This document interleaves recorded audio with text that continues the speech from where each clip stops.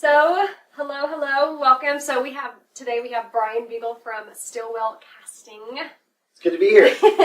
Thank you so much for doing this. I have to give Brian the credit for this. He actually gave me the idea to bring casting directors on board. So that is all your idea. Well, I'm proud to be a part of it. I think Aaron is one of the leaders in our industry in creative thinking and different ways to look at your career. So I'm happy to be here. I did not pay him to say that, by the way. No. Thank you. Not yet. I'm a huge fan of looking for opposite choices in auditions to stand out. What are your thoughts on that? I think the best way to prepare for an audition is to prepare for all options. So in discovery, find that ulterior choice, find those other choices that other actors may not find by doing your different ways to prepare and discover that choice, but then also have in your back pocket, this is how you think it's going to be shot, so you can show them both. Sometimes you won't get to show them both, but I think it's important to discover and practice as many different ways. That way it falls into a place where you didn't even anticipate it being as well. You know, sometimes the casting director may not have seen that either. So that's why it's all the work is in the play of getting ready for your audition and doing it in different ways. Sometimes the ways don't even matter, so you can find something that you didn't think is how it should be. Love that. I love that. So you started out as an actor, correct? Yep. And how did you get into casting, and why? Because you know I'm a huge fan of yours. I think you were born to do this. You are so crazy supportive of every single actor that comes in that room. Not to say that any other casting director around isn't.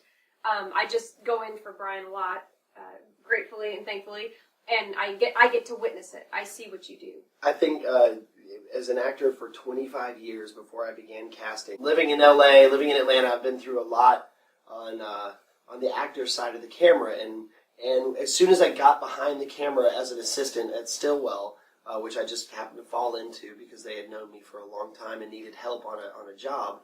As soon as I got behind the camera, I empathized with what the actors felt. And it was a really weird feeling because I never knew that I would stand behind the camera and be able to feel what I went through.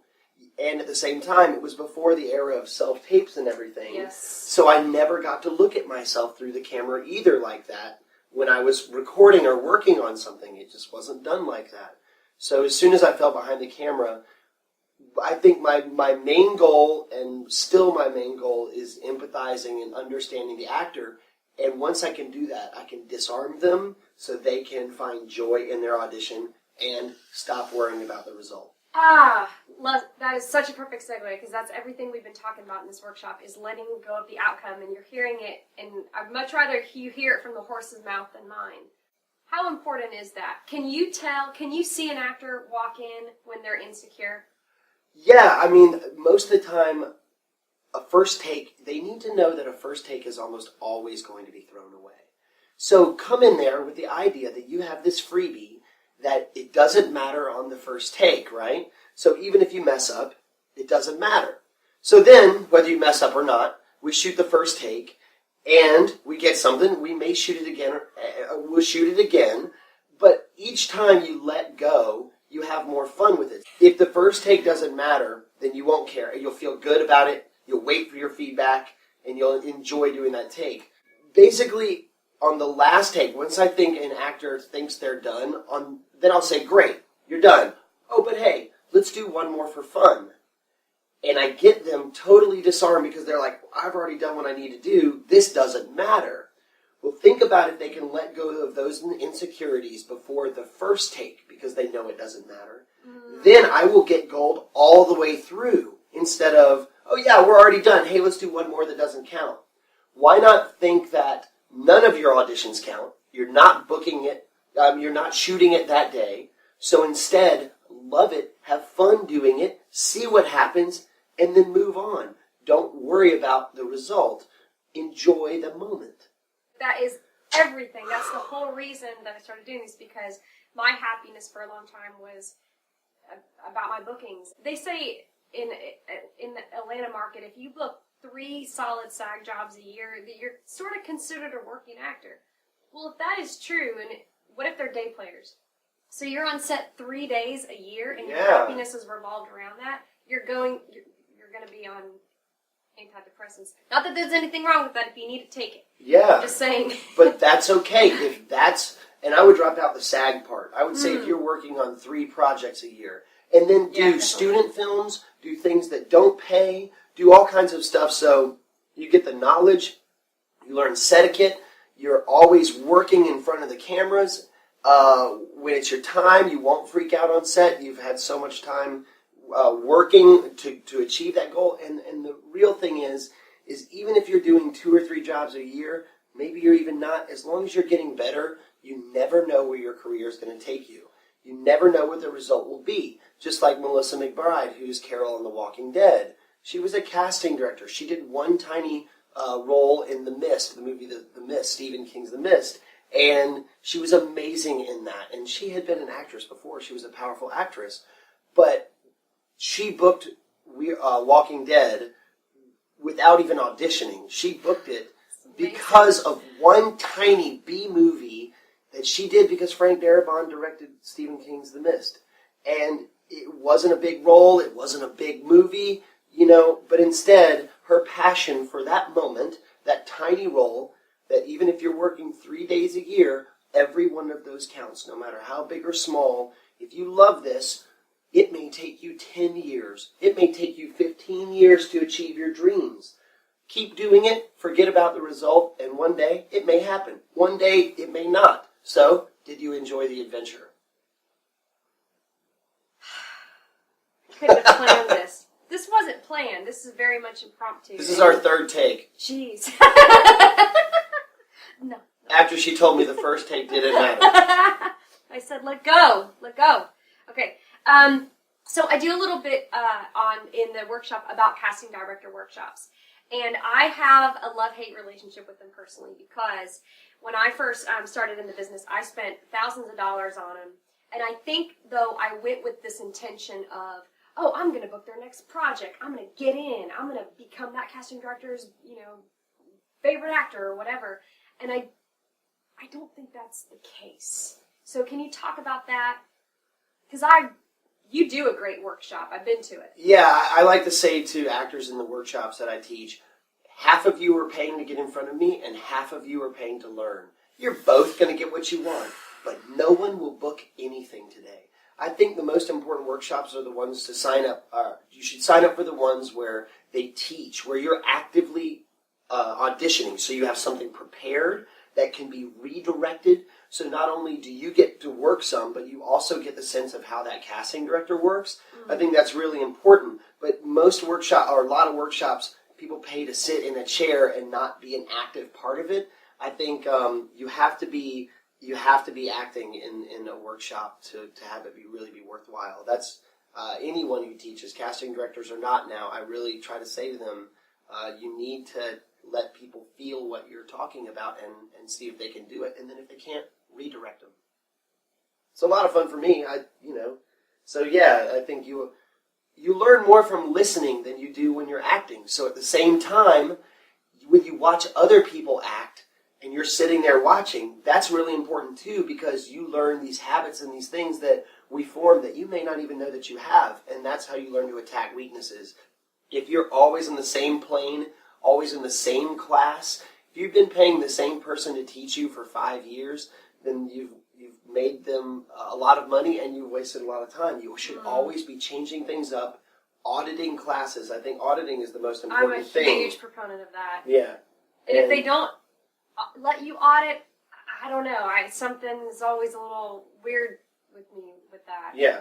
So when you teach, before you were at Drama Inc., right? Are you still with Drama Inc.? Yes. Right. Well, by the time this workshop airs, I won't be because I'm doing this workshop. There we are. But yeah, I think auditing is really important. I required one because I knew I may not be the right teacher for you, and that's okay. I don't take that personal. You need to be with someone who's going to get the best out of you, and if I can't do that, it needs to be somebody else. But two, there was a lot expected of you. It was a long program. There was outside rehearsals, everything else, and I want somebody to come in and see what this is about before they start writing me a check. I think that's amazing that you've taken that to the next step. I tell actors, go out and audit 15 classes, 10 classes before you sign up for one. Keep auditing classes constantly because there's free learning. Mm-hmm. But at the same time, this is a teacher who wants to audit you for the class. So meaning she wants to make sure she's going to test you, not just you testing her. And I think that's exactly right, because if the class looks easy and fun and you'd be really good at it, don't take the class. If the class is intimidating and everybody is really good in this class, take the class. Attack a weakness. Get better at what you do. Get better every day. Ask yourself as an actor, what did I do to get better? And what did I do today so I can enjoy my auditions more and stop worrying about why I didn't book them? I love that. So, in this day and age of self-tape, it's kind of taken over our industry. You still do live auditions. Can you speak to that and why you still do that? Yeah, I think we're in a weird place in time with the self-tapes, and I think it's really one of the most detrimental things to an actor's career currently happening, because all of a sudden you've become your own director, you become your own, you do your own lighting, you have all these requirements that you never had to worry about. And one of the reasons I love to bring you in is because I love to direct you. People say to me, you should be a director, and I'm like, I'm a casting director, so half of what I do is pick people, and half of what I do is cast. And it's really hard for actors to be their own directors and be behind the camera. It's really, I call it the mirror effect, because you start telling yourself when you think something looks good, and that's the opposite of acting or reacting, which isn't even, it happens a lot with kids, they can't even react anymore because they plan to do this here. Same thing happens when you're directing yourself behind the camera. So instead, build a team of people that you trust to work behind the camera, so you're trading off and you learn how to be behind the camera as well, but you're not invested in yourself. You have to forget about yourself even in acting. And that's what I love. I'll never do self-tapes because I love bringing people in and making them better, making them forget about themselves. I think one of the things actors forget about is a lot of times in an audition, in a part, in a role, in a movie, whatever you're reading for, it is not about you. The reason you're speaking, the reason I'm speaking right now is not about me. I'm speaking about you. And people to forget about the fact that that thing that we're talking with is never a camera. It is always a person. There's a reason that we're speaking to it. And with self-tapes, a lot of those things are diminished because actors are so worried about themselves instead of worrying about what the other person they're speaking with or why they are, or these little things that make things true.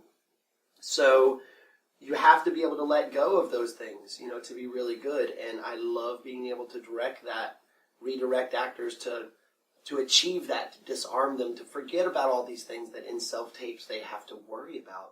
Or pay someone else who doesn't care to tape them. Sure, there's people that will take your money, but do you trust them behind the camera? If you didn't trust me as a casting director, then I still wouldn't get genuine auditions. So, and there's always this thing about, well, should we send one take or two?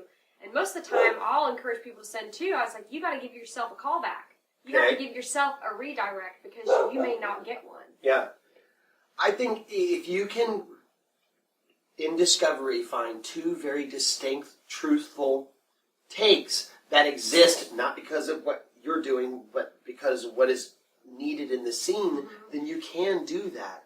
But the biggest thing I find with self-tapes, when I watch other people's self-tapes, is that there is no joy. There is no, you didn't get feedback, you don't know how you did, you never got a redirect, you're not sure if you liked the shot you created, but the main thing is that people treat self-tapes like they're not even auditions. And that's the most defeating thing for an actor that I can see, because you better love that self-tape. You better know that that casting director and even that director is looking right through that lens and watching only you. There's only one of you in the world. If you do not take that moment to show them, even in a self-tape, that there is only one of you in the world and that this is your moment, and you are failing. So next time we ask you, hey, did you have any auditions this week? And you say, yeah, I just had a couple self-tapes. You are your own demise. Please stop doing that. Instead, be fantastic in self-tapes. Discover and work so hard before you shoot it that you're going to show them something they never thought they'd see. And then shoot them the second take that you something that they did think they would see, but still that's uniquely you, and that you're enjoying it. When you're worried about results, you forget about the adventure and you don't enjoy it. Mm-hmm. So don't forget to enjoy yourself. It's the only reason to do this. Can you feel his passion? My gosh, it permeates through the lens. Thank you so much for that. How many actors do you typically call in per role? If a role, let's say a role is any ethnicity, male or female, 30 to 40, and I send my breakdowns now to 52 agents in Atlanta, which is amazing. I don't care if an agent has one good talent or 100. I'm going to send them a breakdown because it's up to me to make sure I find every single person that I believe in that can book the role. So, I forgot what your question was. Oh yeah, well, so you get so say it happens. So okay, so that was great though because we know you're sending out to 52 agents in Atlanta. Right. Okay. So then, how many submissions do you get, and then how many do you pick from that? Right. So let's say we're going back to that role. I mean, I could get 1,000 submissions for a role that I'm going to bring in 85 people for, or even more submissions than that. But it's my job to bring in the 85 people that I already believe can book that role. Mm-hmm. So you need to know something. If a casting director asks for you to be in the room, we already believe that you are the person that is right for the role. I will never bring anybody in that I think that maybe they can do it. With their headshots and with their resume, and if I know them or not, but something about them tells me that they can take this role. They will do something uniquely theirs. But the main thing is they believe in themselves. Once an actor believes in themselves and has the body of work behind them, if you're in that room, wear it as a badge of honor. If you're in the casting director's room, we have asked for you. That means we believe in you, and there's 915 other actors that we didn't ask for to be there that day. So you already have won part of your battle. So know that, and that's how you start to feel good in auditions, and that's how you book, instead of thinking about why not, or when you come in and ask me, what do you want?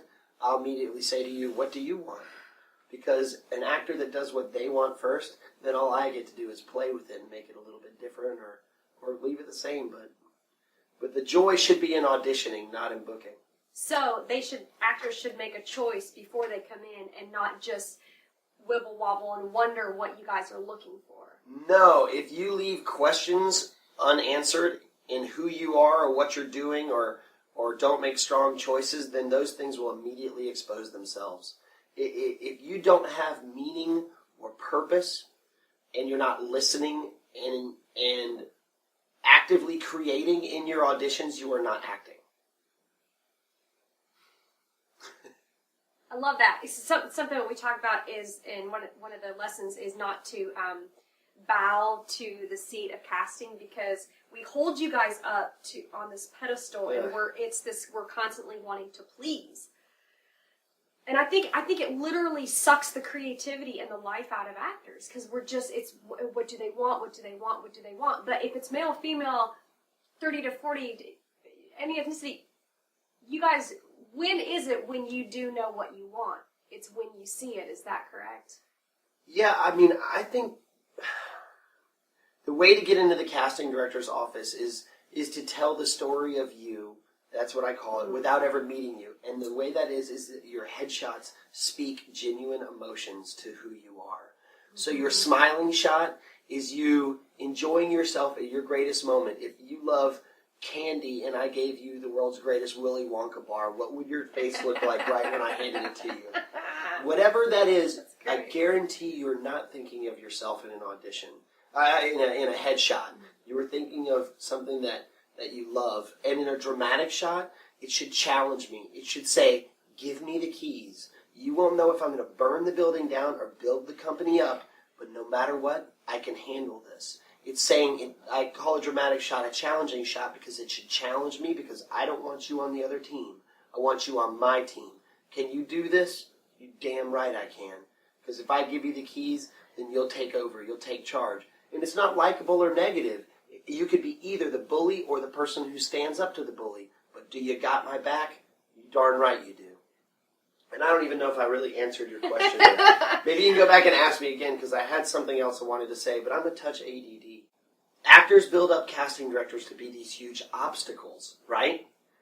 But I teach that we're an avenue instead. So again, once you're in that room, we believe in you already. You've already won the war of getting in there, so now enjoy the fact that you're part of this.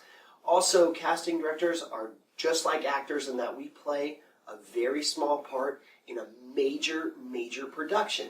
Everybody has a part to play. We all work for someone else. So think about how many actors in a movie are not remembered. Everybody but the main 3 or 4 or 5 roles, they're not remembered in movies because their job wasn't to be remembered. Their job was to do something that served an overall greater purpose. So even as a casting director, we put ourselves in check too because we serve a purpose. We all are working together to make this project come to life. So instead of making us an obstacle, know that we're an avenue. If you're in there, we believe in you, so enjoy this. And if we've asked for you on a self-tape, it's the exact same thing. Even though you're not in the room, guess who's going to be watching that? And guess who believes in you? Well, I am inspired. I don't know about you. I think that is actually the perfect place to end this. So you can, go see Brian Beegle. Go to his workshop and meet him if you haven't met him. You will understand the passion that I'm talking about. It radiates from your pores, and it has since the day I met you. I really appreciate it, Erin.